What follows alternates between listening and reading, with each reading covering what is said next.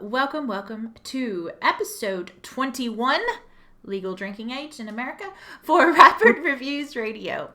I am your co-host, Kiley Wild, and I'm joined by Pete Beckett, who is a bit under the weather. A very ill Pete Beckett this week. So sorry if I'm a little low end. Oh, yeah, but you're fighting your way through it. You're fighting the good fight. Trying. Yeah. So we'll keep it as brief as we can. Yeah. I promise I haven't got coronavirus. I guarantee that. I wonder if it can be transferred through headphones. No, it can't. It can't. But yeah, so, we'll keep things moving because I don't want your medication to wear out. Probably too late. Yeah, probably. But it's fine. So, this week in news has been very interesting. Oh, we got some good ones. Yeah. I think there's been some quite interesting topics. Yes. I wanted to start with this one because this is a topic that's quite dear to me. Mm-hmm. The Nintendo PlayStation auction has recently just ended.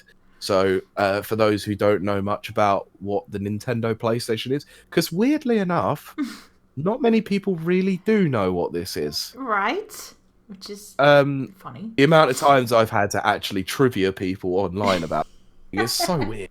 Anyway, so this was actually a collaboration between Nintendo and Sony back when, like years and years ago, 293 sort of time, where they were trying to make a CD-based peripheral for the Super Nintendo. That's right. And they made this prototype console, and Nintendo pulled out of the deal and went with Panasonic at the very last minute after the fact that Sony had announced the deal. Yes, that's right. So this unit, prototype unit, was found in someone's loft. Yes. And the seller themselves wanted about $1.5 million for it. Yep, which is insane, but... Yeah. It sold for $360,000. I think that is the best karma I've ever seen. Yep, the greed. The real greed. Yep, because he was offered at least $1 million by a private buyer. And I remember that made the news and that was big. And then he's like, nope, I'm going to sell it. So I'm going to auction this off because I can clearly get more. Nope. The thing was, it was going really well for a long period of time as well. It was looking like it was going to hit over $1 million. And then it sort of just died a death. I don't know why. See, there's something you learn in business. Yes, you can't be too risk averse. You have to do what's called calculated risks. But one thing that has the least amount of risk and the biggest payoff is called the sure thing. Oh, yeah. When you're dealing with... This was never going to be a sure thing, was it? No, because that's the thing. When you're dealing with unknowns and someone says, here's a known, as in $1 million, take the $1 million. Cash out now. Oh. Yeah, be like Dr. Evil. $1 million. Yes, exactly. It's such an idiotic move, to be honest. Yeah, because they're probably just sitting there going, "Yep, I could have had another 600,000." Yep. I mean, and I assume that they are probably not savvy enough to take that 360, pay their taxes, and then invest it, which is what you should do. Yeah, they probably won't. No. They're probably going to be like, I'm buying a house and a car. A $360,000 house is not much. That's a small house in the U.S. And, of course. I don't even think it would come with the pool. So... Depends on what part of the world you buy it in. That is very true. Absolutely. But, yeah, I don't really enjoy other people suffering ever. But I do love that I don't know. This person was so greedy that they turned down $1 million. So crazy. And to be honest with you, if this was me, I wouldn't have taken the $1 million anyway. You would have kept the item? No. What would you have done? As much as I would have loved to have kept it, I believe that this should go into a Ah, museum, into yeah. a gaming museum, because it I is actually a piece of history. I actually do agree with you there. Um, Plus, the always I say this all the time. The advantage of museums is that they're almost an insurance. They will take care of the item. You know, it's only on Yeah, loan. They don't own it. There's yeah. insurance against it, and they'll take care of it. Oh, absolutely. Yeah, so I'm big I, in museums. I do wonder what games were actually with this. Oh, I I I would love to have got to mess around with it just once. Yeah, I mean, it would be cool as hell, wouldn't it? But Yeah. there are some very I mean, we kind of got a question that sort of talks about some sort of console exclusivity Mm-hmm. later on. Yeah. But imagine Mm. the craziness that would have been, Nintendo and PlayStation or Sony sort of Yeah. linking up for this. Like, would we have had the Mario Cross, Last of Us, game that people have wanted, or Yes. you know, you know, F-Zero cross Wipeout? Oh gosh. Actually, that Ah, okay. Now that that would have sounds. been amazing. Yeah. That would have Wait. been insane. That sounds really cool. Well, they're But just the same game, really, aren't they? Except one's got a yeah. Eurobeat mix like Oh soundtrack yes. to it. Oh, definitely. Oh, oh, so fun. We can dream. We can Yes. dream. Yes. Absolutely. Anyway, now that I've spoken about The Last of Us, Yes. Great that's broken segue. barrier clearly. Yes. So it was confirmed this week that there is a Last of Us TV series in production by a company HBO, Yes. known for things like The Sopranos. And Game of Thrones. Nobody talks about Game of Thrones anymore. Ah. But one of the interesting things about this, one of two things that was interesting. The first is that they've got the creator of Chernobyl to actually work on this, Right. not the the terribly bad nuclear disaster that happened in '86, but the TV show that was on HBO. Yes. And they've actually managed to get Neil Druckmann Yes. on board for this as well. One of the original guys from. Yeah. I'd say So yeah, he's the actual idea man, the actual creator behind Last of Us. okay, I can't say I know too much about Neil Druckmann if I'm honest. He's definitely a good writer. Okay. And there's a lot about this whole situation. One, I know that we've mentioned before that one day we're going to do an episode one day in the future where we talk about video games as television and movies and all that kind of stuff. Yeah. So I won't go too much into this, but I would have hesitated more in accepting this if they didn't have Neil Druckmann, because honestly, Last of Us is his, I'm just going to say, baby. Yes, it's created by a team, completely. Yeah, he kind of was the creative driving force behind this whole thing, and even Last of Us Part 2 as well.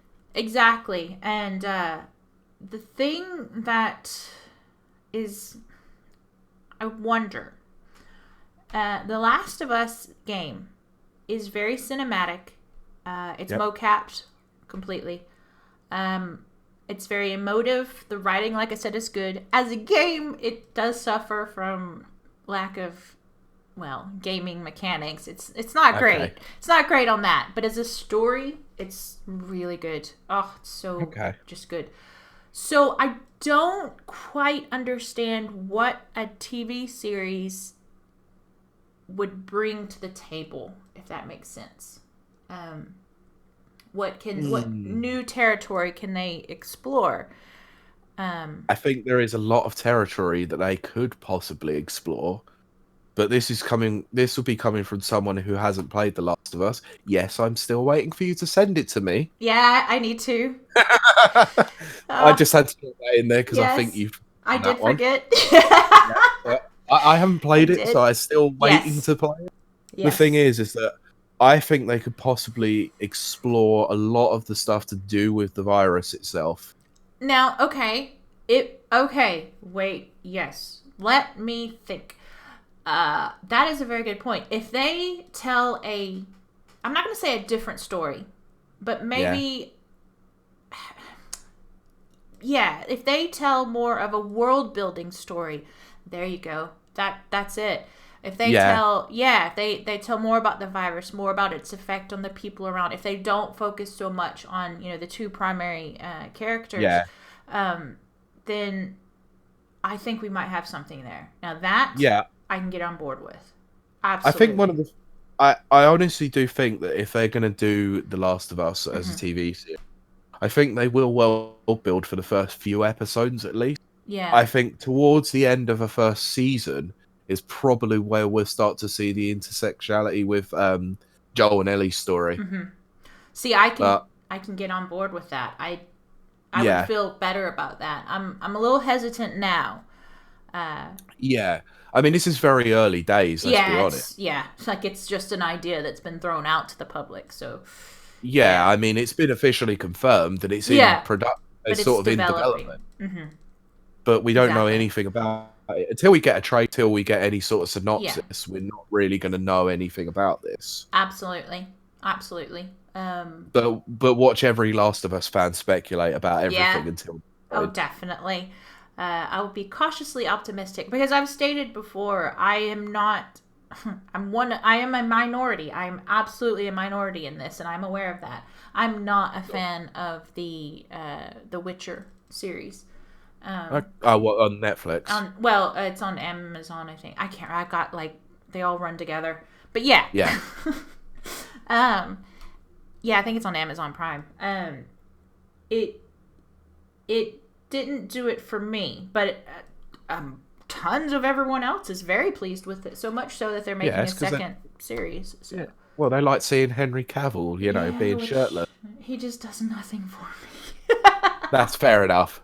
It seemed to do a lot for other people. He sure, yeah, apparently, because wow, a lot of people are like, this is the greatest thing ever. So Yeah, I yeah. did see a funny tweet the other day about that. Someone on Twitter was saying the reason why the second series of The Witcher is being delayed is because Henry Cavill's constantly on side quests.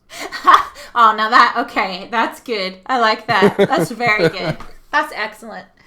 Yeah, but it's funny because I think it's got to actually have some kind of draw with Henry Cavill because I was talking to someone and they are. I'm not meaning anything by this, but they're straight male, so they're not attracted. But they Hold on, said this sounds like a conversation we were having. I actually know one other straight male. It's just shocking. Really? Um, but he was very, very adamant. He loved the series. He's played the series on as a game, Yep. and then he watched it. And he said what sold it for him was the behind the scenes interviews with Henry Cavill. And it was revealed that he was a gamer and he'd read the Yeah. books and he'd done all this stuff. And for me, that doesn't do anything. That doesn't. I don't know. It just does. I don't know. I'm a different person, and so he was very much defended this like this is just one of the best series I've ever seen. So fair enough. Everyone's got their different opinion. So Yeah, of course. yeah. So hopefully, The Last of Us. I mean, of course, I want it to be successful. So Yeah. hopefully, it will take that route, whatever that route is. Yeah, I mean, we're getting a lot of stuff now that are Mhm. creating games into other media. I mean, Yes. look at the success of the Sonic movie. Yeah. Mm-hmm. Yeah, there used to be a huge stigma about video games in movies and TV shows Absolutely. that, they were always terrible. They are. Now that's kind of being stopped, really, Mm-hmm. because I mean, until the day that the animated Mario movie out, with Illumination Studios, I think that's going to tank everything. That'll be interesting for real. Look, look, if they've got any minions running around in Oh the damn gosh. movie, then I'm walking Uh, out. And I uh, don't have any faith in Illumination Studios making a good movie out of that, to be honest. no, the track record isn't great. Which I know people are Look, gonna argue, but it's yeah, not. I'm going to argue with you because the first Despicable Me is actually funny. Well, it has its moments. Yeah, as soon as the minions are involved, it's terrible. But actually, there yeah. are some really good gags in it. It's quite Yes, funny. I will agree to that. Yeah. Yeah, but So, ugh, but yeah, they haven't got a very good track record. I mean, they've no. even got a second Minions movie coming out this year. Oh, Yeah. Jesus. Holy crap. Yeah, I Oh. know. Tell me about it. Yeah. But yeah, I mean, hopefully we'll start to see a few more properties maybe venturing out into smaller screen territory or maybe even big screen. Yeah. You know, Yeah. I um, mean, I am I mean, to definitely. be fair, the Uncharted movie has been apparently on the books for years. 6 directors have pulled out, I think. Yep. I don't. Loads of actors have pulled out of it as well. I I think don't. they I just confirmed don't that know. Tom Holland actually is going to be playing Nathan Drake now. Which is insane. That's That's mental. insane. Tom Holland He's is too tiny young. and too young, and Nathan Drake A is baby like, face. yeah, and a baby face. Whereas Nathan Drake is very masculine. He's like Mal from freaking whatever it is that everyone loves. What's that show? Um, I Aim to Misbehave. What is that freaking show? Nathan Fillion, that guy. Oh yeah. Firefly. Firefly. That's it. Again, I Never know watched it. I'm going to upset a lot of people. I'm going to go out on a limb and say that you probably won't like it as much as other people like it. You probably like it more than I do. Okay, well I've never watched it and I have no intention of ever watching it, honest. It's not for me. Okay. I will say this, could be related to this. My mom, when she was very much into science fiction, she absolutely adored it and was very angry when it was canceled. It just did nothing for me. I'm more of a Battlestar Galactica person. Fair enough. But yeah, off track again. Nathan Fillion. I mean, it doesn't have to be him, but he's that type that, I'm sure he was involved in some. I don't know, like whether or not that was 100%. So I'm sure he was involved in at least. Probably. I mean, I don't know, because I think a lot of people thought that the first iteration of Nathan Drake looked like him. But I was trying to think of what's the guy that did The Mummy? Brendan Fraser. Brendan Fraser, yeah. I know he's not there now, but I think he would have been someone like that, that would have been good, actually. I think he would have suited that perfectly. Yeah. And I kind of, but then I'm back to, what would the movie bring to it that's new? Because it would just be Tomb Raider, but with a dude, or it'd be almost like Indiana Jones, but without the charm, not the later, not the last. Not the one with the crazy stupid fridge and the alien plot and crystal skull or whatever. That doesn't exist. Yeah, the Kingdom of the Crystal Nothing. Oh, yeah, no. That was some really bad alternate reality. That was just some terrible fan fiction. We are in the worst timeline. Yeah. But, yeah. So, but I don't want to talk too much about it because I do think it will make a good episode for us to do that. So. Definitely. We could have a very good episode. But the main thing to confirm from this is we're going to see a lot of clickers and a lot of viral infections. Yes, that is very true. What a segue. Yeah. Speaking of viral infection. Yes. The coronavirus is absolutely pretty much, let's say it, ruining everything. It is. People are scared. People are worried. People are panicking. Toilet paper is off the shelves, people. Gosh. Toilet paper. Why? Look, you do know why there's a toilet paper shortage. No, I honestly don't. Because we're not going to wait around to Halloween to TP someone's house. We might not survive until then. That's what it is. That's what it is. Yeah. Okay. People, full disclosure, please do not TP anyone's house. No, don't. We're not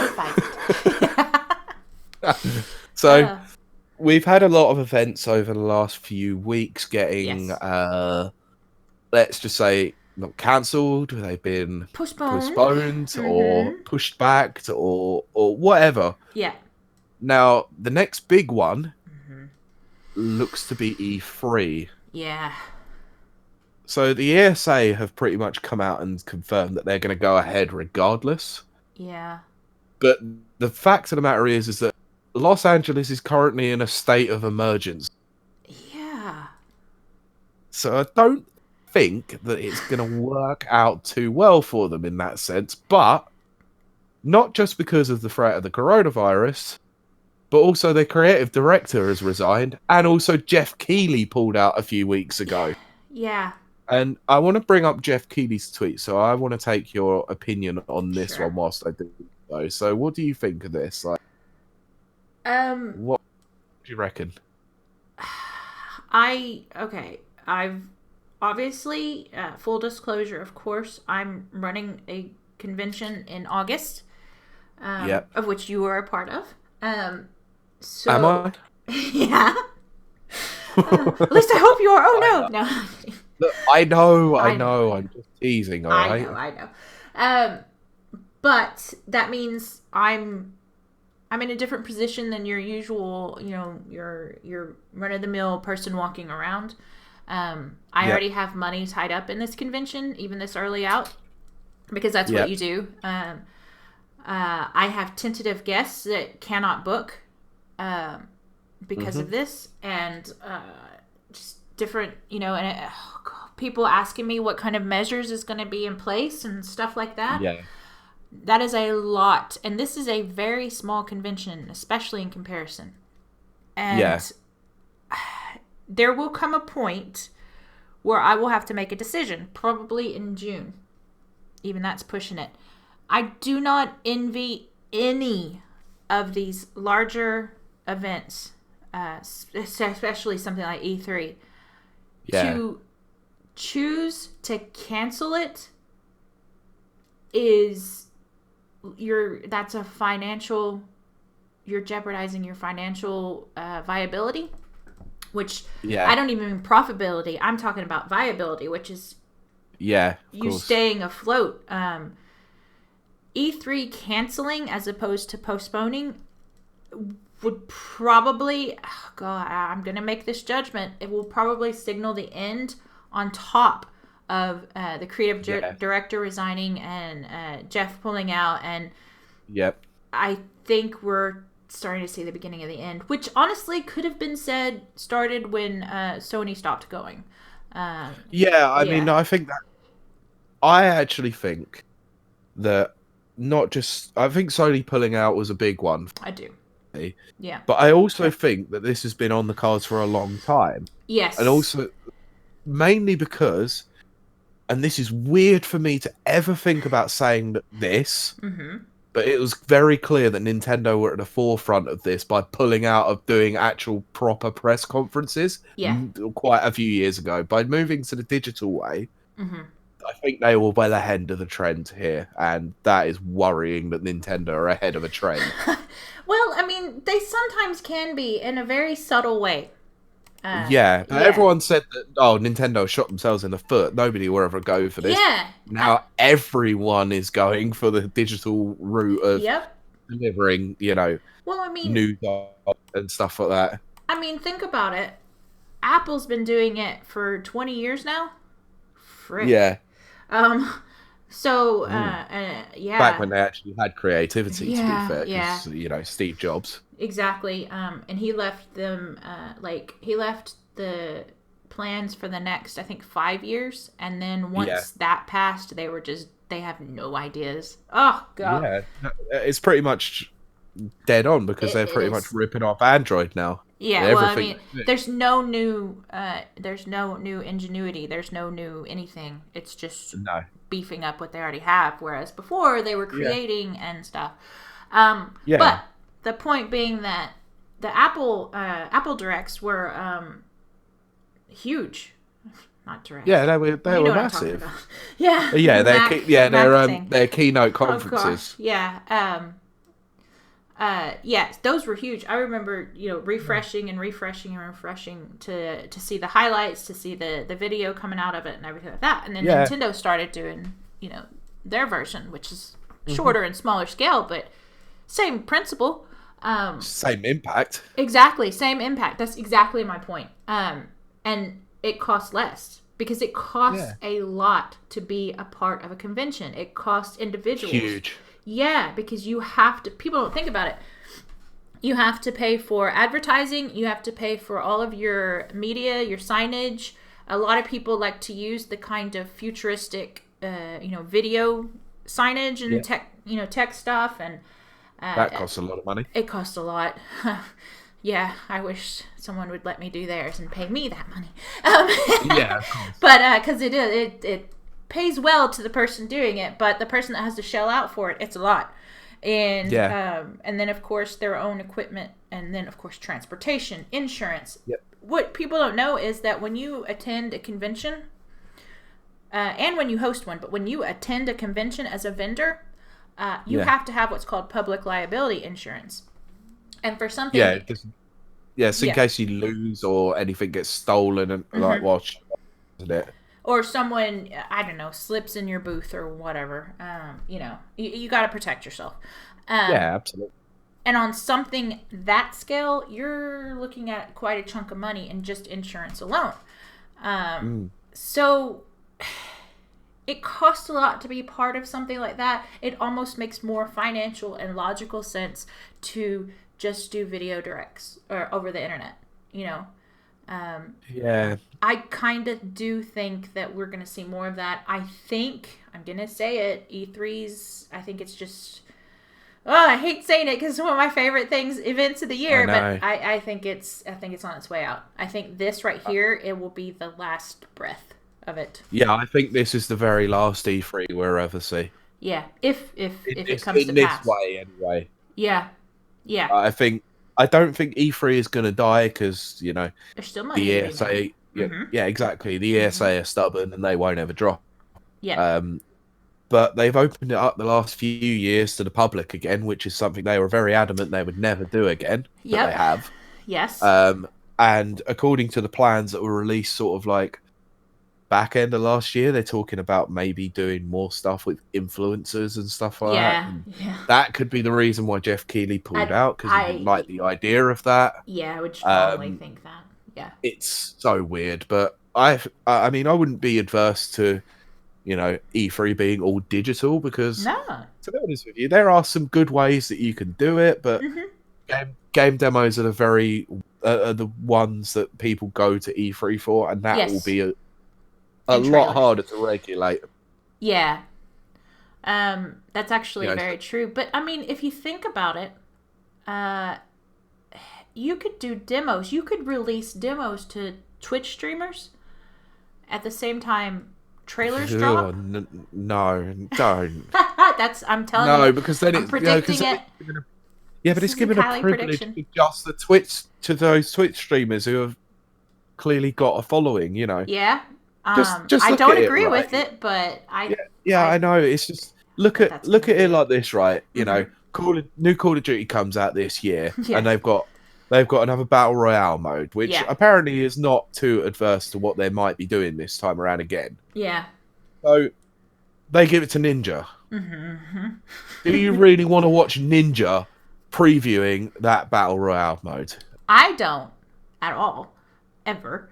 But neither do I, because he's a blue-haired twit. But we're two people in how many viewers does he have? He's a ridiculous amount of viewers. Far too many. Yeah, far too many, I agree. And I think that I just see it. I can almost just see see it all mapped out. That's what E3 is going to become. It's going to become an all-digital platform with trailers and demos dropping on Twitch, and then each section, Nintendo, Microsoft, they'll have their own little they'll have their moments. Conferences still, but it'll be out of their offices. Yes, exactly. Yeah, Nintendo already do it. Well, yeah. So it's already proven that it's effective and it's a thing that happens. So To be honest, though, I do miss those days when Nintendo used to screw up so badly on stage. Yes. Do you remember the Yes. one with the Wii remote? Yes, I do. What was it, Twilight Princess? Yes. Where they couldn't get the thing to work. It wouldn't work. It just wouldn't. And oh my gosh, I was like cringing for them. Like I could feel it. Too. Yeah, and I was like, oh my gosh. Honestly, the funniest one though was Microsoft? Wii Music. Oh my goodness. Gosh. Oh my gosh. Oh, that was the Wii Music one was so funny. That was hilarious. But yeah, when they did I don't think they were calling it Connect yet when Microsoft did it. But they were trying to like... Oh, Project Natal. That was it, yes, when they released it as Project Natal and they were trying Milo and Friends. Oh my...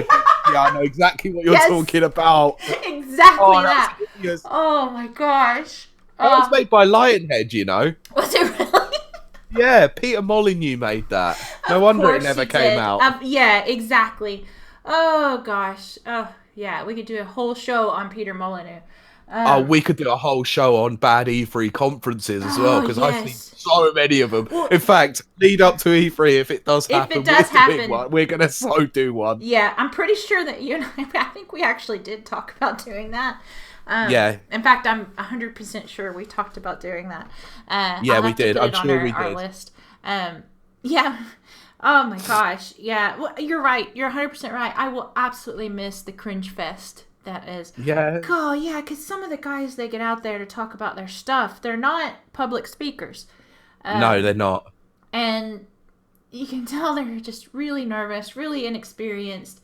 If any of the tech goes wrong, they get so flustered and just like, aw, real human beings. I love it. So. Yeah, bless them. It's quite. Yeah, exactly. It's quite.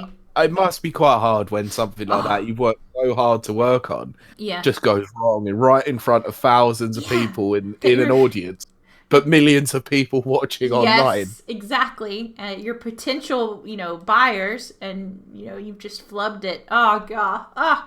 Yeah, I will miss that. Yes, 100%. Yeah. Look, I do love E3. Like I've always wanted to go to E3, but I have to. Would never have the chance, obviously. But every year, no matter how bad it gets over the last couple of years, Professor, yes. Sorry, heck, they're always bad, honestly. They are. Oh god, yeah. I always watch them. I always put myself through an absolute ride to go through them. I mean, a couple of years ago, I watched every conference. Oh my goodness. To try and do a podcast on them, and we got 15 minutes into the recording and I went, this is actually really boring, isn't it? Yeah, it is. It's, So, I watched 13 plus hours of conferences for that episode to never, ever come out. I could not have done that. I literally could not have done that. I wanted to chew my ears off, honestly.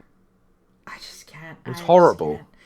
But, anyway. Yeah, so we'll watch it and see how it goes. I think E3's gone. Oh, were you going to read the tweet from Jeff? Yeah, it was a long time ago, but he basically put statement from Jeff Keighley on E3. For the past 25 years, I've attended every E3. Yes. Covering, hosting, and sharing E3 has always been a highlight of my career, of my year, not to mention a defining part of my career. Mm-hmm. I've debated about what to say about E3 2020. While I want to support the developers who will showcase their work, I also need to be open and honest with you, the fans, about precisely what to expect from me. I have made the difficult decision to decline to produce E3 Coliseum, which is something that they did, I think, at the beginning. Mm-hmm. For the first time in 25 years, I will not be participating in E3. Wow. Yeah, and there were some tweets that came out like afterwards because he was happy to answer a load of questions. Mm-hmm. I can't remember what it was that was said, but one person asked to divulge a little bit more information, and he said, "I can't go into it, but I've seen the plans and I didn't like what I saw." Yeah. But I think this is one of the best tweets I've seen in the first response to this. Right. Devolver Digital. Oh. Who do probably the best E3 conferences. Yeah. So might you have free time to be in our E3 press conference? Oh, that's going to be interesting. Oh my goodness. Imagine if they kill off Jeff Keighley on a Devolver Digital conference. That'd be so funny, wouldn't it? Oh wow. Oh wow. I didn't actually know about that. Wow. Yeah, I just went looking for it. I Oh, saw it. I okay. was like, what? What? This is Oh weird. wow. Oh, that is crazy. Oh, it's gonna be Yeah. interesting. I've said this so many times, and I know it's repetitive, but I just think the next 3 to 5 years in gaming is going to be unlike anything we've seen before. Yep. Because we're And it's moving into a new era. Yeah. Yeah, I think the all digital era is starting to Yeah. really come into effect now, isn't it? Yeah. Yeah, and it's weird because I think, and listeners, if you are familiar with this, please tell me.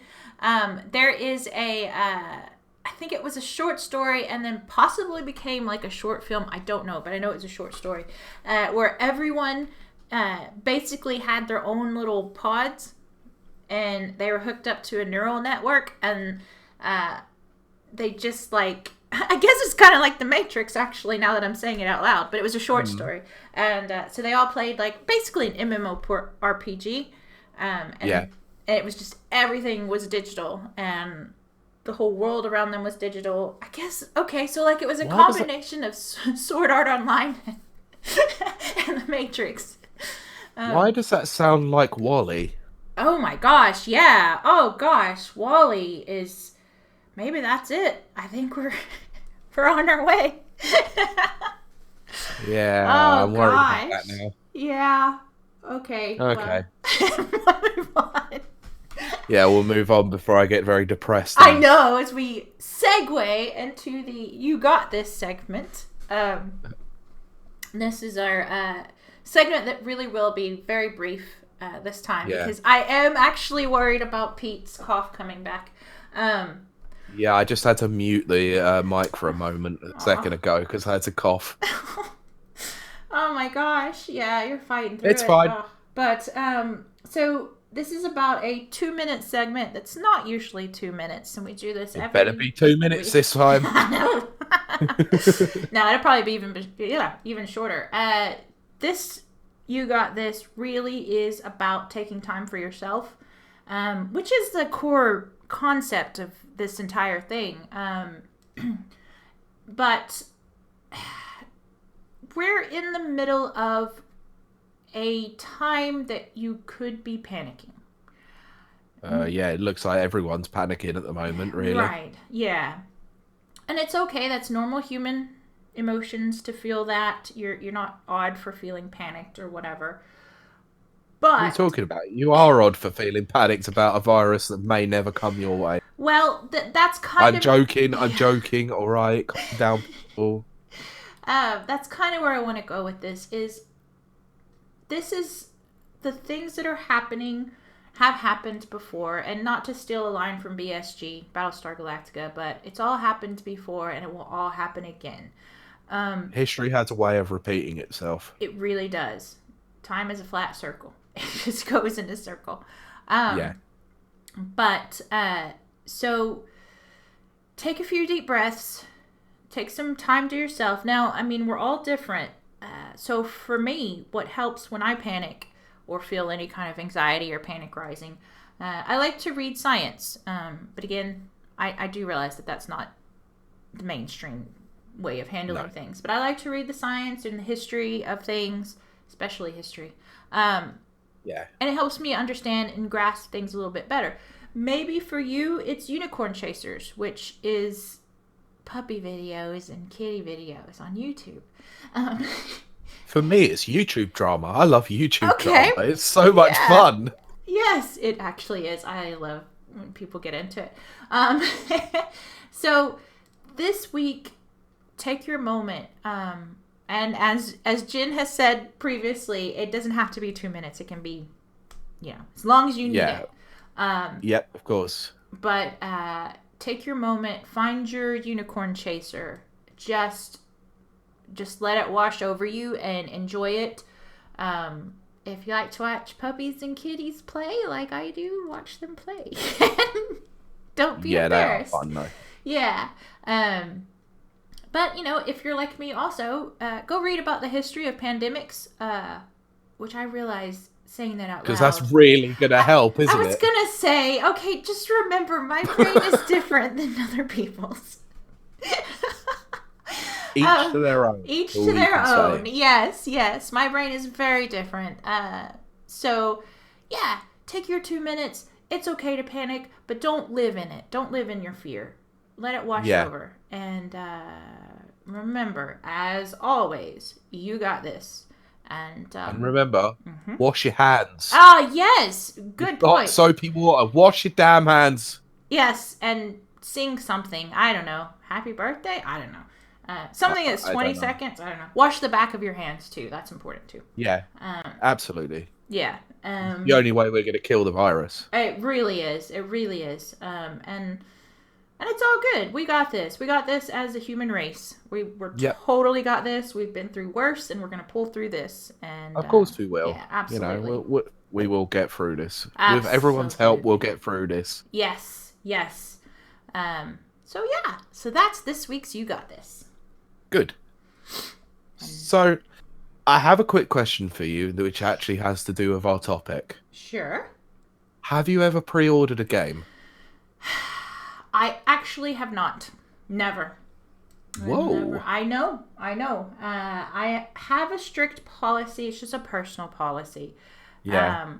That I don't pre-order, and I 9 times out of 10 don't buy first day releases. Okay. There have been exceptions, but no, I have to say I've not ever pre-ordered. Fallout 3, Fallout 4, Fallout New Vegas? None of them. Yeah. Wow. Yeah, in fact, Fallout 3 I got used at GameStop, and... Sorry, where? GameStop in the US. Sorry, where? Sorry, I didn't realise they still existed. I don't think they do. God. They're still going, but they're on their last legs. They're declining seriously. Yeah. And they're like king of the pre-orders in the US. That's where you go to pre-order your games. Yep, and if it's here, it is Game. That's right. Yep. And Game is so similar to GameStop. It's crazy. Yeah. Yeah, I can't stand Game. I walk in there and it's just like, wow, this is literally the same shop at home. Yeah. The minute I go into a game, I get someone hounding me after 30 seconds. Like, can I help you with anything? Just go away. I want to browse my games in peace. That's a very American thing, which I've seen has kind of started to crop up over here. And it's like, it is. I used to get, this is dumb. This is so dumb, but I'll just be honest. I used to get somewhat offended because I was like, are you just coming up to me because I'm a girl? Are you just coming up to me because you are paid to do so? Yeah, and then I started noticing that it was just every person in there. Ugh, yeah. I hate... As a person who doesn't like human contact, I don't like to be bothered by salespeople. But yeah, so I have to say, I've never pre-ordered. But what about you? I have shamelessly pre-ordered games before. Street in fact, how did you know? I took a wild guess based on no logic or knowledge at all. Yeah, I pre-ordered Super Street Fighter 4 because I wasn't sure how many copies they were getting in my local store. That's actually not a bad rationale. Turns out I had a lot. Yes. I also pre-ordered Street Fighter 5. Did you get pre-order bonuses? Oh, can we not talk about that frickin' pre-order bonus? Because I wanted Hot Ryu costume and I never got it. Apparently I didn't pay enough to get it, but clearly that was a pre-order bonus. Now that's kind of what made me make that kind of moral choice. No, don't manipulate me into buying things. Exactly. The thing was, I was thinking about this topic after playing the Final Fantasy VII Remake demo. I streamed it over on Monday, which was cool. Yes. There is no VOD, by the way. Yeah. Go and check VOD, because PlayStation doesn't seem to save VODs. I think there is a setting in Twitch you can do, but we'll talk about that offline. Yeah, we'll sort that out in the But future. I do want to take this moment to encourage anyone out there to follow the RRR Pod Twitch channel, because we are going to start streaming. And yeah, we'll give the details at the end of the show. Yeah, that's a new thing we set up. Yes. Just currently running some tests on it just to see how well it works on both of our ends, if I'm honest. So at the end of that, there is actually a pre-order page there. Oh, really? Yeah. So you can actually, so once you get to the end of the demo, funny that I did want to mention this to you, but you remember in the chat when you were watching me play through that on Twitch? Yeah. You said to give me 20 minutes, right? Yeah. You made the absolute right call, because apparently that was a secret ending. Sweet. Yeah. Now I have to admit, of course, I have to admit to you listeners out there, I did that because I'm a little bit mean. Yeah, you were. And I wanted you to suffer. But it was fine. It was fine. I got through it with plenty of time. But that was that movie that you get at the end is actually secret. Oh, wow. You didn't get that on the 30-minute one. Oh, wow. Oh, that's cool. So that's kind of cool. Excellent. So afterwards, there's a pre-order page. It says pre-ordered standard or deluxe edition. Now, annoyingly, the deluxe edition, whether it be physical or digital, comes with a chocobo summon. Oh, see, they know. Exactly, and that is the worst summon in the entire game. In the original game, anyway. Yeah. But, I mean, that was the thing. You used to get that for nothing in the game. But now it is, like, locked off content for people who want to spend a little bit more on a digital deluxe version. Yeah, yeah. Oh, I don't like... Yeah, Then... Oh, that irks me. That was the thing. I was looking through all of the different places that you could buy this game, whether it be digital or physical. Obviously, the only digital place that you could really get this is from the PlayStation Store. Or CD keys, obviously. Right. But the physical ones, really annoyingly, so I've purchased mine through Shop 2. Now, I don't like pre-ordering usually, but actually Shop 2 do a really good pre-order bonus, usually. Right. Okay. Where if you find it early enough and pre-order it, they will honour that price no matter how much it goes up or down. Oh, wow, okay. And if it does go down, which... I'll give you that in a minute, because there was a story about that. Interesting. They'll match that price.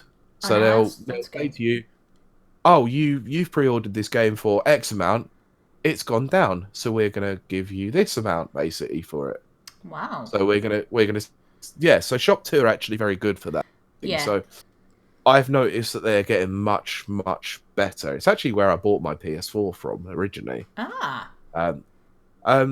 So one of the things is that we didn't mention it in the news, but there was a story trailer and a release date go up for Ghost of Tsushima on PS4, which is due to come out in June. Now, the pre-order page went up. It's been open for a while, if I'm honest. But I decided to take the plunge and go, right, now there's a release date, I know full well I can do it. The good thing about them is two things. One, you can pre-order without putting a single penny down. Right, that's how Game used to do, yeah. No, Game were different. GameStop, sorry. GameStop. Okay, so I mean, GameStop got worse in the fact that you started having to pay for the pre-order it started with a deposit, and then there's nothing, then deposit, then full amount. Yeah. So Game started doing the same thing as well, which I found ludicrous when they're telling you to pay £10 to pre-order a Pokemon game. Yeah. Really? Yeah. So the pre-order page went up. I went, okay. So it's supposed to retail for 60 quid. They've got it knocked down to £47. Fine, I'll take that. Right. To be honest. I'll put my pre-order down. I don't even have to pay anything right now. Once I get paid, I've got to pay for Final Fantasy VII Remake, but that doesn't matter. Yeah. I've it's basically there, ready to go when I want to. Absolutely. Yeah. The thing was, a day later, they emailed me and went, we've noticed that you've pre-ordered Ghost of Tsushima. The pre-order price has gone down to £45, so we are selling it to you at that price. Wow. I was like, now that is cool. That's I like very that. cool. Yeah. Yeah, so that's really good. You know, I, had I pre-ordered it Mm-hmm. a couple of days before that, it would have been £60. Yeah, exactly.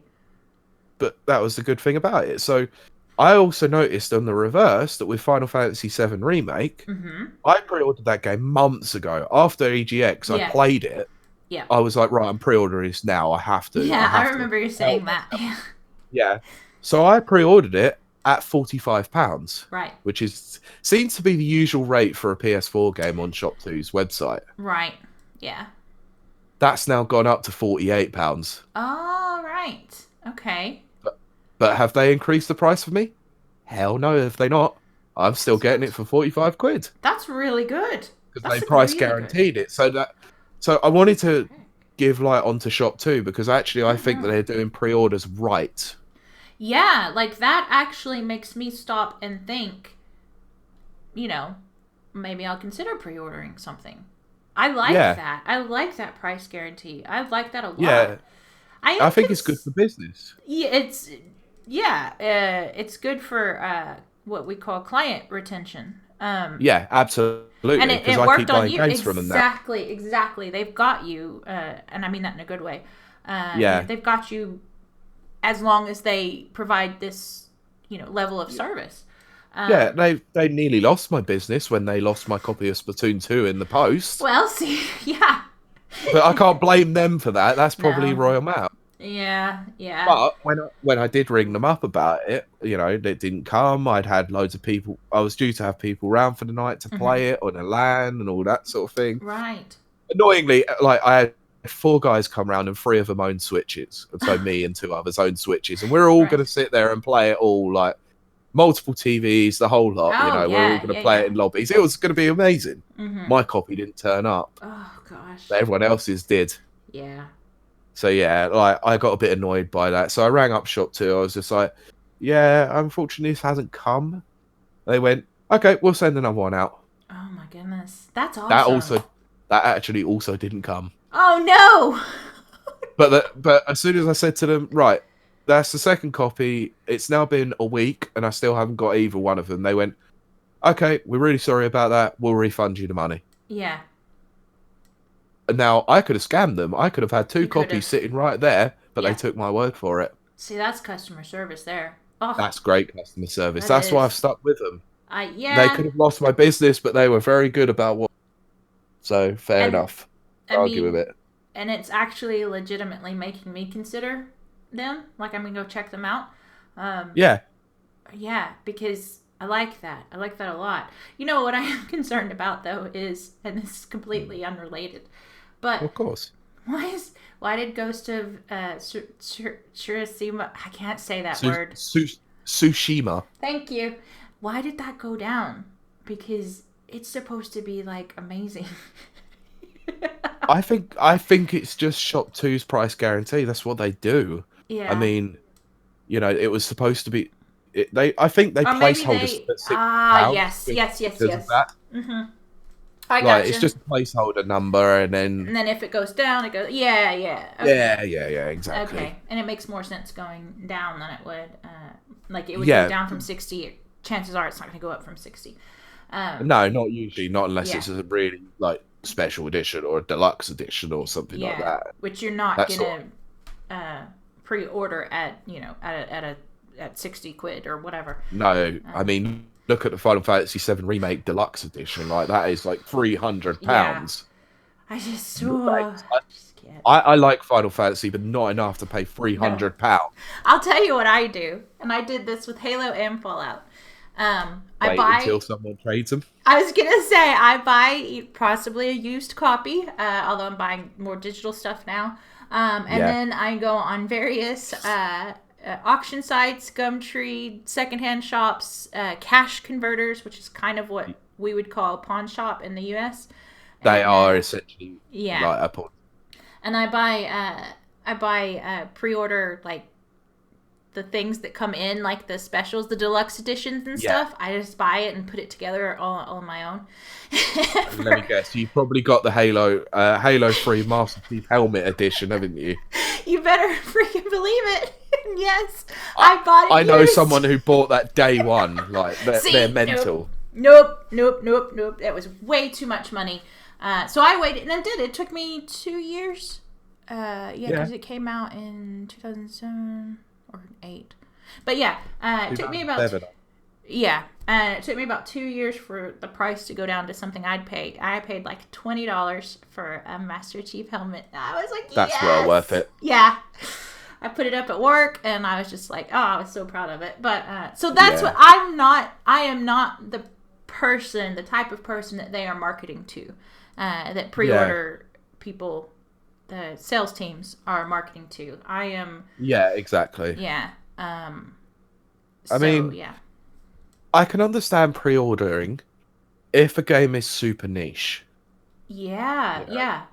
Yeah. If a game is like not going to have a lot of copies, or it is not one that is overly popular, then understandably pre-order a copy, because there's no way you're ever going to get it otherwise. Yeah.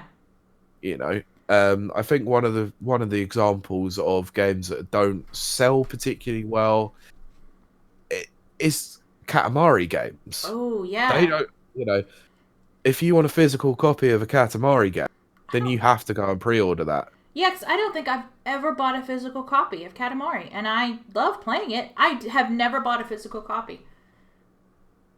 I don't think so. I haven't. Yeah, I don't think so. I definitely not since I've been in the UK.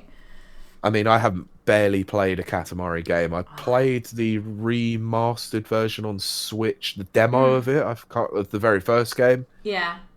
I couldn't get into it. Oh, I love the look of the games, and they are mental, and the music is crazy. Oh, it's really good. Yeah, But it's very just catchy. not my kind of game, honestly. I love it so much. But I'm one of those. I like that kind of weird kind of progress game. Yeah. Yeah, I'm a sucker for that kind of stuff. I do. I love it. I love it. Yeah. Yeah. That's fair, but that's what I mean. It's like if you got a niche game, you got something that isn't going to sell well. I understand pre-ordering, but things like Final Fantasy VII, there's gonna be massive games. Yeah. But see, what do Go you on. think? Okay, like how do you think the impact of digital games? What do you think the impact will be on, as opposed to physical games? Now that you can, pre-order your download slot, I think is basically what you're doing. I think that's a joke, honestly. Yeah, I do too. I think it's stupid. Like, the game is going to be unlocked at midnight anyway. Yep.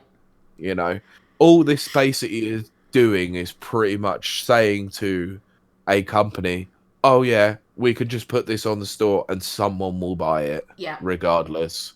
They don't even have to guarantee that the game will even come out in a stable spot. Right. They could delay it, they could essentially cancel it, and they've still got your money. Yes, exactly. Because in most instances, and I know refunds are probably getting better on digital purchasing, right? They're still not quite there because Nintendo's policy, and I feel sorry for all those Animal Crossing fans who bought this digitally, who then run out of money. Or, have broken their Switch or something before that game comes out. They are never getting that money back from Nintendo. Yep. Because their refund policy is, you bought it, sod off, basically, we don't care. Yeah.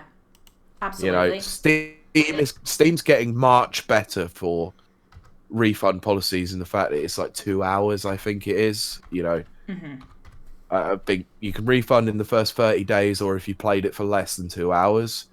Now, this is another news story that came up a couple of weeks ago we didn't touch, but GOG actually recently just changed their refund policies to the fact that it's like, no questions asked refunds, whatever. Yeah. And I think the industry needs to come up to that standard before I start to take digital pre-ordering a little bit more seriously. I mean, like I said, I don't like the pre-order culture, but I understand why people do it. They are excited about a game, and they want to get more excited by it by seeing that little icon on their dashboard or whatever. Yeah. In the lead up to it, or they want to see the notifications come through from like Amazon or Game or wherever saying your package has been dispatched. I can kind of see that. I mean, the next big game that I'm waiting for is obviously Halo Infinite. Obviously. Yeah, and while I don't plan on pre-ordering it, I do plan on buying it first day. Yeah. But I could see the kind of comfort, I guess, in like a well, like you said, like a notification, like it's on its way, or it will download at midnight or whatever. So I can see that. I really can. So I just, God, I cannot wait for Halo Infinite. Yeah, I gather as much. I'm so sorry. It is like, oh yeah. I hope it's good. Yeah. But yeah. So back to the topic of pre-order bonus. Yeah. Hold on just a second. I wonder what you're doing here.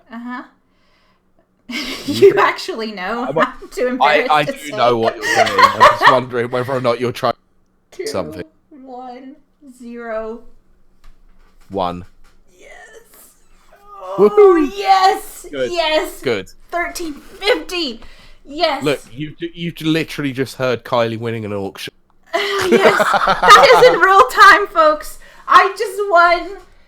This just a thing that I'm into really bad. I just won it, and I am very excited, and I do apologize. No, it's fine. I knew what you were doing. Yep. I could hear. Yep. It was just like, yep, cool. Okay. Oh, yes. Okay. So look, sorry. pre-ordering is not me, as fun as auctions, but yes. eBay auction. Yeah. But anyway, like, yes. I just don't understand, honestly, why they're like locking off content. Like, they've done it for years, where they, whether it be physical or digital, they're locking particular content off just for people who pre-order games. Yes. And one of the ones that I noticed with Final Fantasy VII Remake was the multiple retailers getting different versions of it. So Shop 2's one obviously was get the gold chocobo summon, and Amazon's was a dynamic Sephiroth PS4 theme. It's like, really? That's really what it comes down to for me. That like, do they honestly? And I know that there are people out there who will do this, and I'm not saying anything against them, but do they honestly think that we're going to go buy 4 different versions, you know what I mean, to get the pre-order bonus? It just seems unfair. I just find it, why should I have to? Okay, from a business point of view, I get it, but yeah, so do I. Yeah. But that still doesn't mean that I'm necessarily going to want to like go and go to different retailers, buy 4 different copies of the game. Yeah, exactly. Like, I just would not. That would be against everything inside of me. I would not do that. Of course. And I'm pretty sure we had this conversation when it came to another topic, where we were talking about the different retailers having different versions, because, Street Fighter 5 in America had, like, Best Buy, GameStop, all of that, for different costumes for different characters. Yes, that's right. But they don't make it available for regular purchase. That's what I don't like. Yeah. Now, I'd love to own that Sephiroth theme, but I'm not going to go and pay £50 on Amazon. But see, that's the thing. I mean, and yes, I know we did talk about this, but I still feel just as passionately about it. That's that's not right. It's not right. It just seems unfair. God, I know that sounds not, I mean, that's kind of whiny or whatever, but I mean, because what if you wanted, okay, let's just say, what if you wanted the Chocobo summons and the Sephiroth theme, Like, you got to buy 2 different copies of the game, I'm afraid. Yeah. Or you got to buy that ridiculous, like, deluxe edition. I think it comes in that. Yeah. And then, oh, God, and then that's just, of course I want Final Fantasy Remake to do well. Of course, it's one of my favorite games. We've talked about that as well. And it was beautiful the other night when you were playing it. I was just like, I was ready. I was ready to pre-order there. It was so good. But having said that, like, if you pre-order 2 copies of the game, Yeah. that money is just going. That's like money for nothing for Sony. Yeah. And I just, as a consumer, as a business person, I'm like, heck yeah.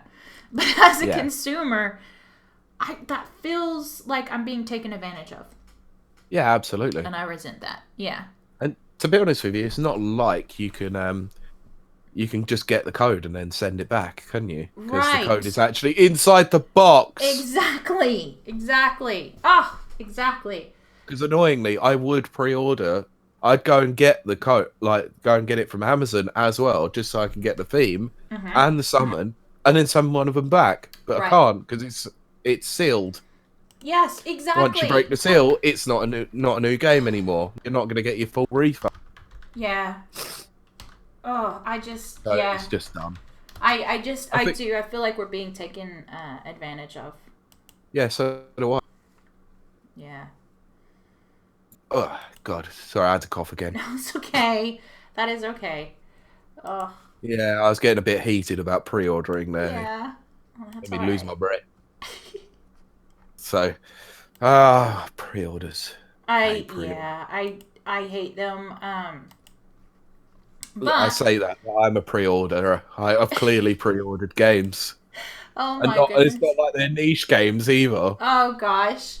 Well, but I mean, if it works for you, then that's cool. I think that's absolutely to be commended. I think so long as people are happy with what they're doing, then so be it, Each their own in that respect, But I personally don't like pre-order culture. I never really have gotten on board with it. But I say this from someone who has pre-ordered 2 games in the last few months, but I have my reasonings because of that price guarantee. Yes. Yeah. That is the reason why I've done it more than anything, because they are actually offering a good deal on that. Well, that's what I'm gonna say. That, like I said, that is something I could actually get behind. So I can't blame you there at all. Yeah. Yeah. I'm not going to blame myself either. No. I think that's a very logical, rational decision. But pre-ordering 2 or 3 games because they offer 2 or 3 different pre-order bonuses. I mean, of course, everyone's entitled to do what they want. I just feel like that's predatory. I do as well. Yeah, something I'm very against. Yeah. So, I don't know, guys. Let us know how you feel about it. I would like to get people's opinions on whether they pre-order or not, and the pros and cons. Because I can always, my mind can always be changed with the right amount of information. Absolutely. I can guarantee that we'll get at least one comment fan of a particular game, and I'm not going to say which. Yeah. But a particular person, and you'll know why in a minute. It'll go, right, cons of, like, the pros of pre-ordering. It's Animal Crossing. The cons of pre-ordering. I might miss Animal Crossing. Yes, I would be very expectant to hear that response. Absolutely. That would be good to hear. Like, bless the Animal Crossing fans. They are savage. They are. They really are. But we love them. Yeah, we do. Yep. So I've now been blocked by Jen. Yes. I know that as well. Yeah, you're pre-cogging your block. That could sound worse. Oh gosh. Yeah, I'm not saying anything more. We'll move on. We'll leave it there. Okay, we'll move on to listener questions. Yes. Oh gosh. So, we've got a pack of questions. Yes. From a lovely gentleman on Twitter by the name of @ReviewByHughes. Yes. So the first one is, which console do you think would benefit the most if game/console exclusivity didn't exist? This comes back to obviously our discussion earlier where we were talking about that. Yeah. So I have an answer already. I would have had an answer, but I already did it anyway. Oh, I'm curious. But you go ahead. No, go ahead. I want to know. I'm curious now. Well, Sega already did it.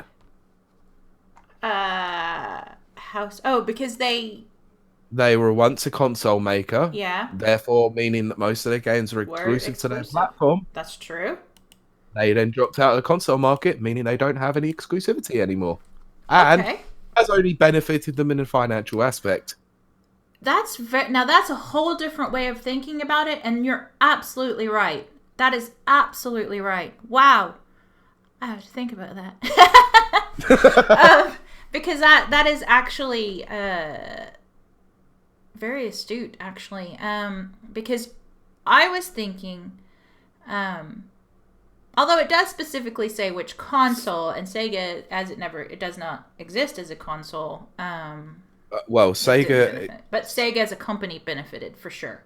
Yeah, they did. Yeah, I think it was the best move they've probably ever made. Yeah. In their financial decisions. Ouch. But, oh no. Yeah. So I would go with, for me, it's very easy, hands down. It would be the Xbox. Yeah, I thought you were going to say that. Yeah. I actually think, and to be fair, they are kind of going that route. Yeah, now that they're kind of starting to, share with Sony and be able to do that things. But I think that Sony has benefited the most from exclusivity, because the PS4 has games on it that I strictly bought the PS4 for. Yeah, you don't need to tell me that one twice. Yeah, I mean, God of War being just the forefront of everything. Well, yeah, God of War, but I was also thinking Street Fighter 5 wouldn't have been made with Sony. Yes, that's very true. I do think that Nintendo Switch in its first year benefited from exclusivity, and then I think as they opened their library up to other games, they did really well. But Microsoft has struggled. I mean, I love Halo. That's not a secret. I've made it very clear. But I am a minority. A lot of people don't love Halo to the extent that I do, and they won't buy an Xbox product just because Halo is being released on it. Outside of that, I know that I'm missing some, and I do apologize for that. But I really can't think of any exclusive games on Microsoft. On Xbox.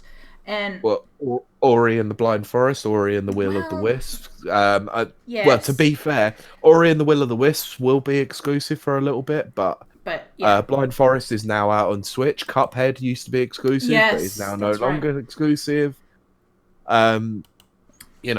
Gears of War is probably one of the very few examples that still is an exclusive. And it's weird considering that Epic Games once made that. Yeah. It's very strange the way it's all... Yeah. I know, it's odd, because, Cliffy B used to be the head producer of that. Good old Cliffy B. Yes. Yeah. Absolutely. Mr. has his, according to a podcast that I listened to, the Xbox Underground version of Darknet Diaries. Apparently, when they hacked into Epic servers, they had a folder on there for Cliffy B's Lambo playlist.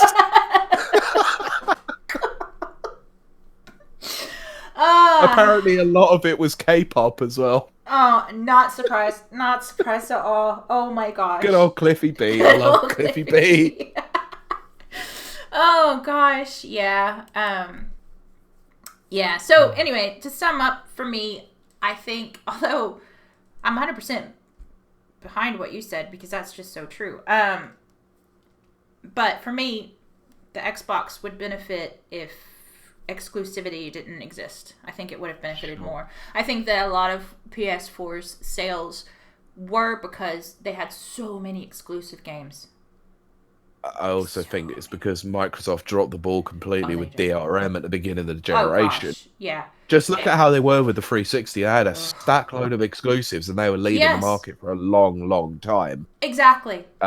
It took price drops and revisions and all that for the PS3 to finally overtake them. Yep. Those heady days. Yeah. Yeah. But to be honest with you, I'm going to go out and say something majorly controversial. Okay. Nintendo could probably afford to do with it themselves. Yeah. Yeah. I think that you're right. Um, I yeah. mean, I mean, they're not going to be able to compete on the hardware no. aspects soon. Like, No. They'll never be eventually, able to. there won't be a unique design that blows everyone away. The Wii Right. U. Right. Naming conventions aside, that was poor, but Yeah. um, eventually they'll run out of ideas like that keeps pushing the gaming market to Mm-hmm. the point where they may have to drop the ball and go, okay, we've got to go software only, Right. or we've got, and I think, it's kind of the fever dream for everyone around on an Xbox or a PlayStation or on a PC or whatever. Mm-hmm. Even if they would just to drop the exclusivity from, you know, they have the console exclusivity, but they were producing games on PC. I think that would be fine as well. Yeah. Yeah. Oh, that's actually a very good point. Yeah, because see, Microsoft, because they're, clearly they created Windows and also the Xbox. So there was like Halo. I think it was the first one. Halo came out on PC and the Xbox. I know it eventually Not came straight out. away. Not straight away. No, so Halo came out in 2001. Right. Yes, I do remember Originally that. being a Mac game. Yes, that's Yeah, go right. and research it, That's right. people. Go and That's research true. it. Yeah, Um, it had a lot more animals in it too. yeah, Um, it was then 2 years later in mhm. 2003, so around about the time when Bungie was gearing up for um, Halo 2 is when Yeah. Halo 1 came out for PC. Okay. Okay. Because I remember co-oping with people and multiplayering Yeah, through stuff. GameSpy. Oh gosh, yes. Which I think we mentioned last week, and it's just like, oh Yeah, god. I think we did. But yes, that's exactly it, and good old TeamSpeak. But um, but they were able Okay. to do that because they were the progenitors of Windows, so it was Yeah, easier they for had a them. lot of they had a lot of capital behind them. Exactly. They could definitely put the infrastructure in place. Absolutely. Yeah. Absolutely. Yeah. But Okay, yes, we'll go on I to think we've the covered that next one. at length. Yes. So, once again, by reviews at Hughes on Twitter, Yes. what is the most consistent game series of all time? Not one that has had dips in form, as well as sorry, not one that's has had dips in form as well as smash hits, but consistently great. Oof, This is hard that because there's is. so many series out there Yeah. that have had so many dips in form. I Yeah. mean, one of the ones that is widely revered by a lot of people, and two Capcom properties that I can mention, Mm-hmm. they've had dips in the series: Devil May Cry Oh yeah. and Resident Evil. Yeah. Oh, Now, they are absolutely. Yeah. loved by all, Yes. but yet Nope. Resident They Evil have. 5 and Uh, 6 aren't very good. no, they're not. And as much as everyone wants to bash on it, the Ninja Theory DMC is actually the best controlling game in the entire series. Wow. But everyone hates it. Yeah. So Oh wow. Yeah. not gonna please everyone, I'm afraid. No, you're definitely not.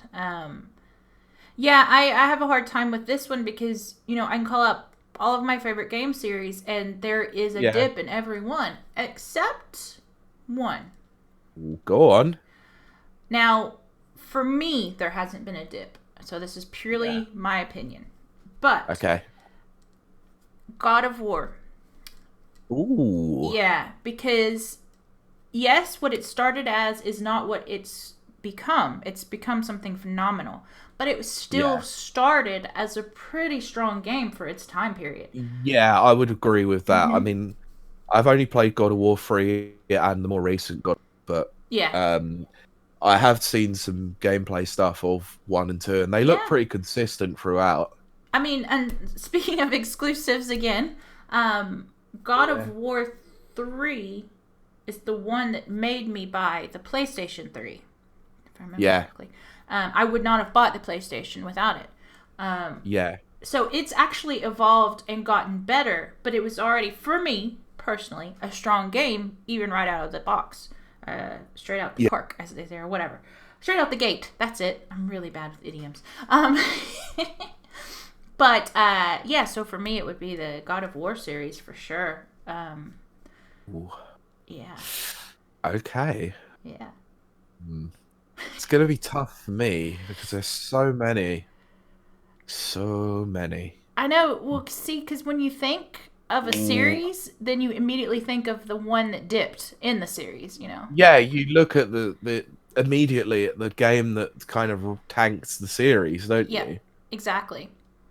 So this is tough, and this is hard for me to say.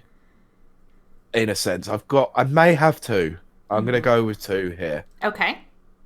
One of them, although its worst entry is not, it's not great by any stretch of the imagination. It's still a pretty surprisingly good game. It's just it annoys the heck out of people because all he wants to do is go bowling. Oh gosh! See, that's the exact. It's Grand Theft Auto. And that's the exact one that made me not say Grand Theft Auto. Yeah, but I mean, you're right. It's not. Bear in mind, it's still a good game. I was gonna say you are right. It is a good game. It's still a strong game. It just had annoying parts to it. The quality itself, though, was good. Yeah. I personally didn't enjoy the driving mechanic. I can understand where they were going with it. They wanted it more realistic on the platform they were going for. Fair enough. I'm not the biggest fan of San Andreas, but I can understand why everyone loves that game. Yeah, it's good for sure, and of course, Vice City being the best of the best. Yes, because it's got the best sound. It does. Oh, yeah. It does. Yeah. Okay, but my other, yes, and this one. It's annoying because it's a fantastic game still, but it was hinged by development problems. The series itself went from strength to strength all the way through its entire life, though. Okay, curious. Metal Gear Solid. Oh, yeah. Yeah, absolutely. No, yes, it has moments in it that are buggy or whatever, but no, we're talking way back when it started, it was a good game. Yeah. To the latest. I'm talking I'm talking Metal Gear 2, on the MSX, because they can be played via different methods now. Yes, that's right. Metal Gear Solid 1 was an absolute game changer on the PS1. Absolutely. We all know about Kojima's baiting in Metal Gear Solid 2, and it was genius. It was. We all know about that incredibly long ladder in Metal Gear Solid 3 that is still beautiful. It is. And Metal Gear Solid 4's microwave, and God. But Metal Gear Solid 5, Phantom Pain, is a great game. It is. It was hidden by development problems. It was. I did have some small issues with it. I had some huge issues with it. Like why the hell did you not get David Hayter back? Well, that being a very big part of it. And then the other being, what's her name's costume? You mean Quiet? Yes.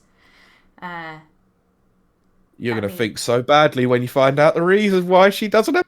I know why she doesn't, because of her supposed, skin issues and stuff. Yeah. And it's like, come on. I mean, come on. Yeah. That one was pretty obvious.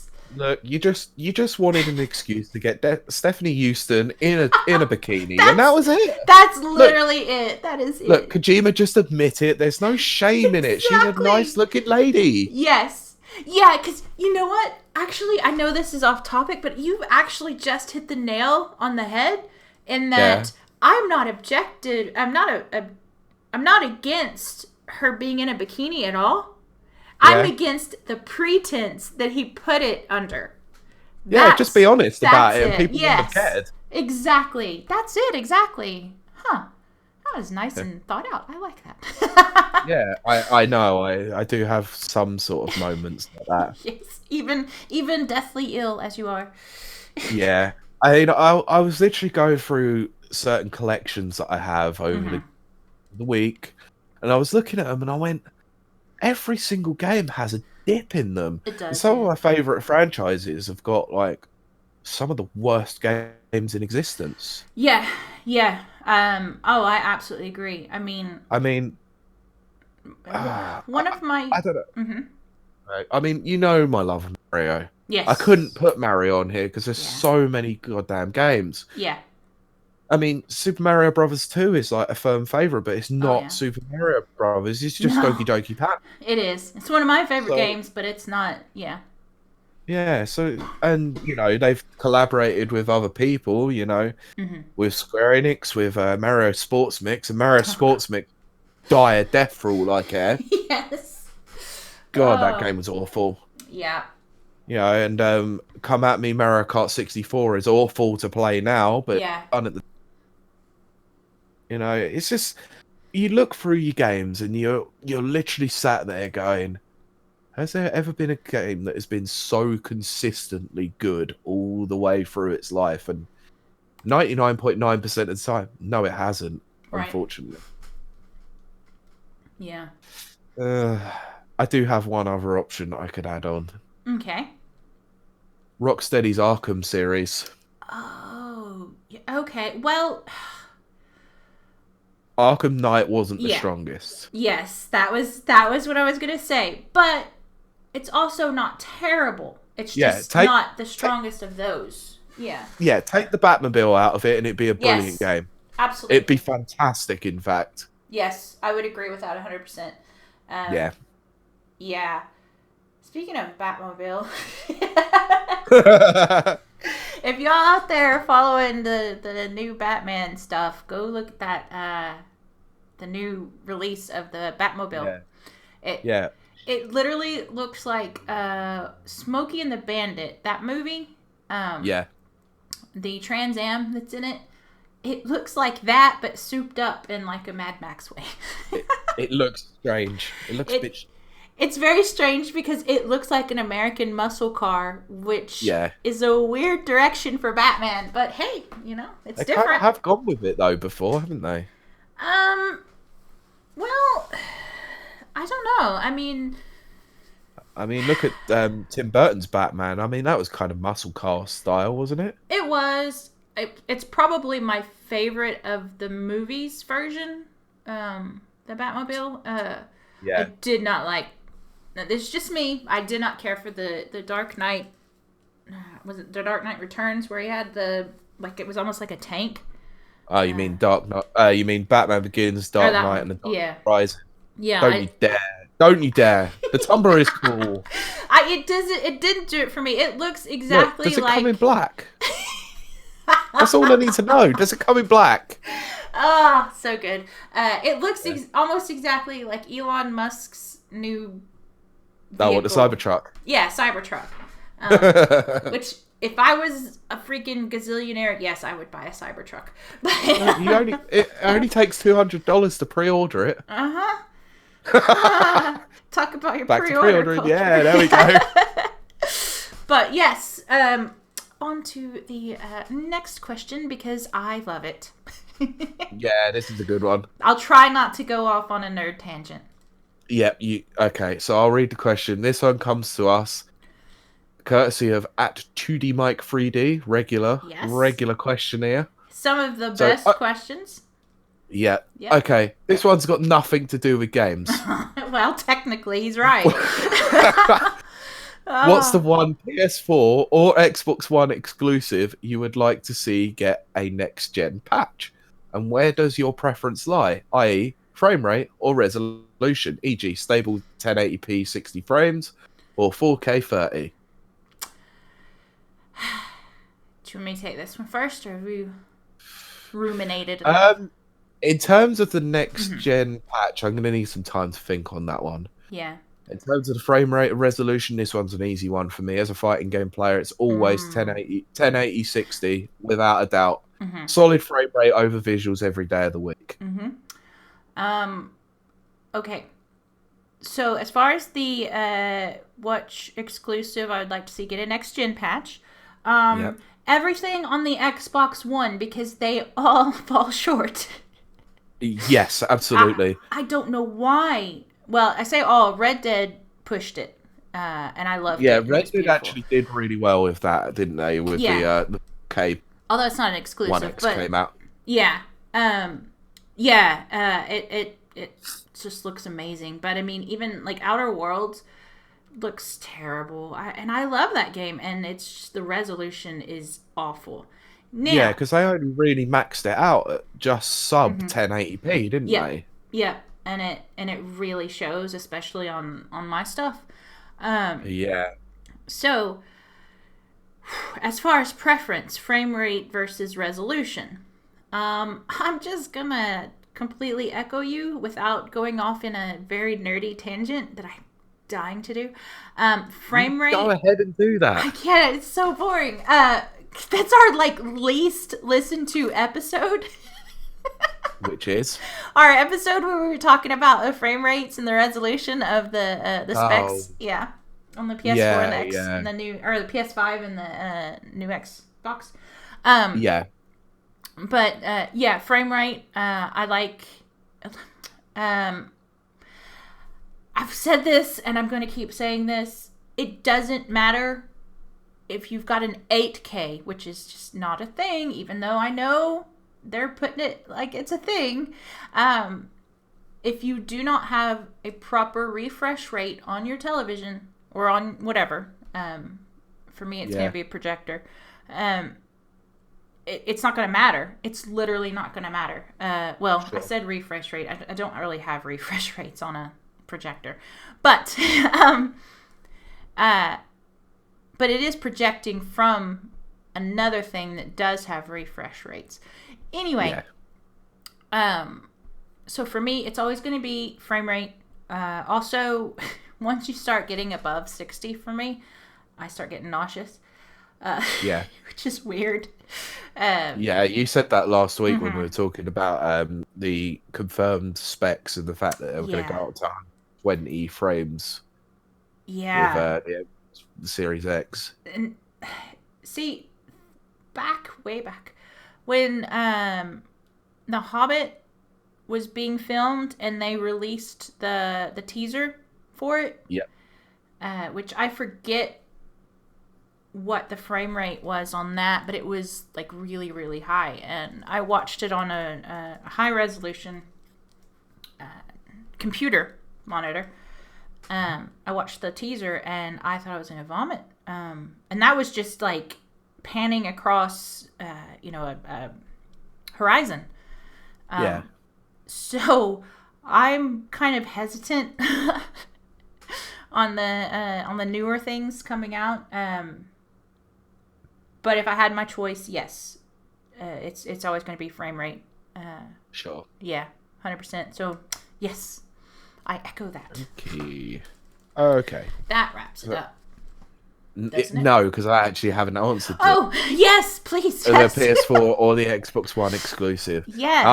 I'm at a real loss here, to be honest, because I've been playing a lot of stuff on the Xbox One Mm-hmm. through Game Pass, and I feel like a lot of it, it's going to sound awful, deserves an Mm-hmm. upres or Yeah, no, I a think next that's gen right. patch. It doesn't deserve it. A lot of them have been, let's for want of a better word, been crap. Yeah, I think games like Ori might benefit from that. That would be yeah, quite nice to see, yeah, actually. But absolutely. if I was gonna give an answer, it definitely would be the PS4 for sure. Mm. Because I mean, with the smart delivery on the Xbox Series X, we know that we're going to get things like that anyway because it's already confirmed for Cyberpunk. Yeah, yes, that's right. Um, That's exactly right. so, whereas Sony have been notoriously quiet about this sort of thing, now we've already got one inclination that we're going to get one for sure, and that was Marvel Spider-Man. Yes. Oh, right. Remember, they were talking about the load Yes. times of that one when they were Mm-hmm. talking about it in the Wired magazine, was it? That's right. Yes, that was yes. Oh, Yeah, so talking about golly. changing the load times down to less than a second for the New York. That would be amazing. Yeah, so that's I wouldn't see that. Yeah. Yeah, I would see that getting a next gen patch, even if it's just to up the visuals a little bit, and that's about it. Yeah. I All think the that's load time stuff is all going to be hardware based anyway, it so is. that's Yeah. going to matter. In terms of next gen visuals or Mm-hmm. next gen patch, I've got a game that I play not frequently on the PS4 Mm-hmm. that I do rather enjoy, and I would say it's a bit of a surprising one for me. Right. And I want this game either to have a whole new game or just get the patch that I feel it deserves. Everybody's Golf. I forgot about everybody's golf. Wow.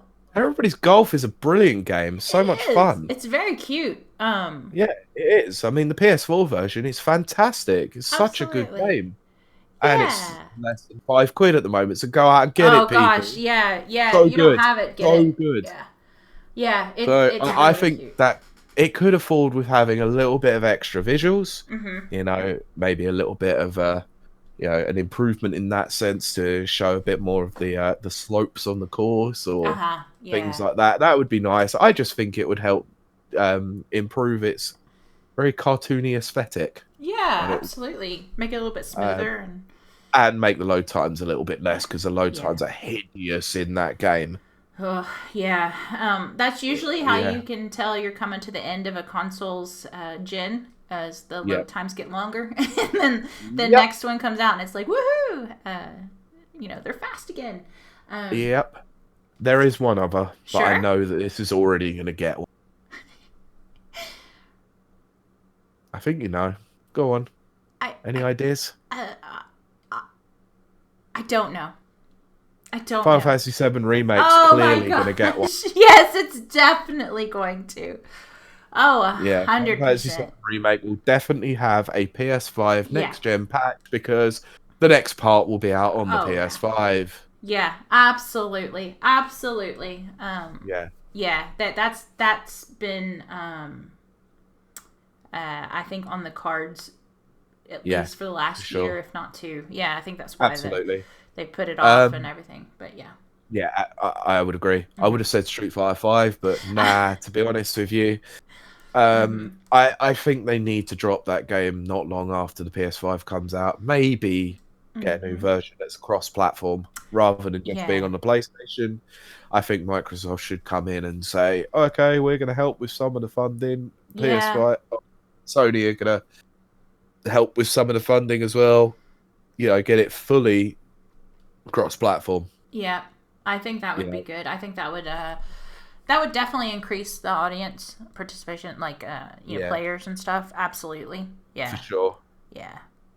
So I think that's covered that. All I hope right. that's answered your question, Mike.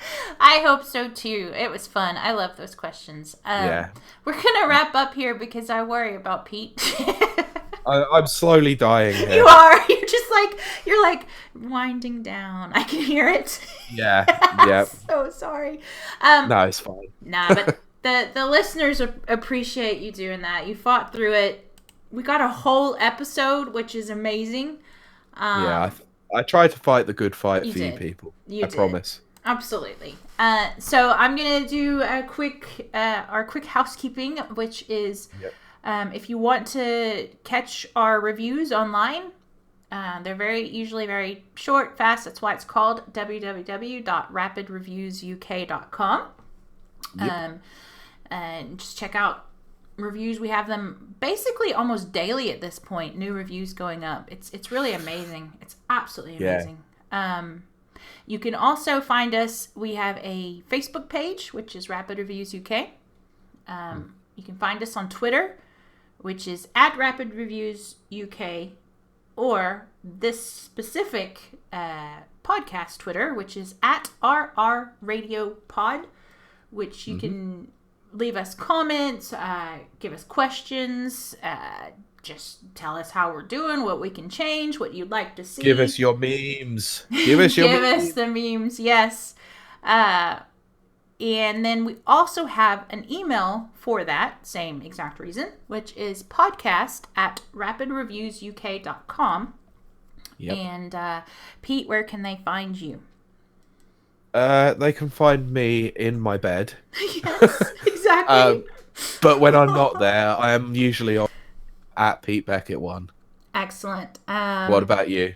And if you want to find me, currently tweeting about living life as a newly minted adult autistic, um, you can find me at Kiley Tagreet, which is KILEYTEHGREET on Twitter.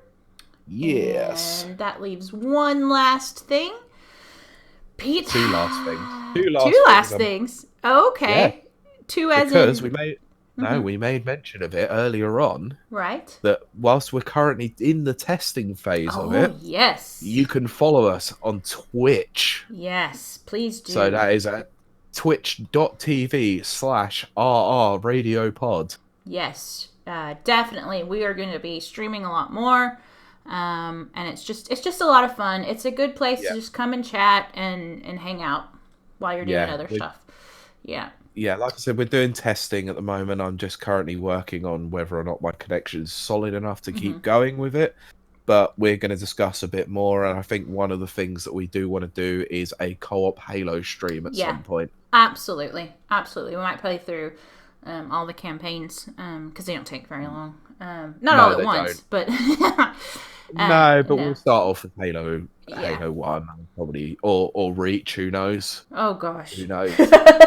I know your opinion on that one. Uh-huh. But on the But if we lead up wanted to to play Infinite. story chronologically, Yeah, well, that's true. Go read the book. It's better than the game. so I've heard. But that does leave one last thing for sure. Yes. Hit us with that game fact.